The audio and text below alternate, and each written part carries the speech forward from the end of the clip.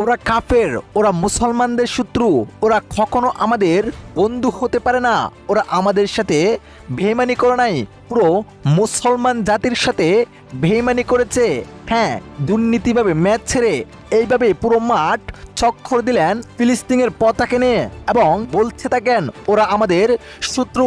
প্রিয় দর্শক, ম্যাচ জুড়ে ছিল এক নাটকের আভাস, যেখানে শুরুতে এগিয়ে থেকেও শেষ 10 মিনিটে 3 গোল দিয়ে আর্জেন্টিনার জয় সত্যি মানা যায় না।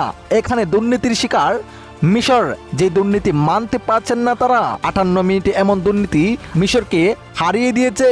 এমন হার কোনোভাবেই মেনে নিতে পারছেন না মিশরের কোচ।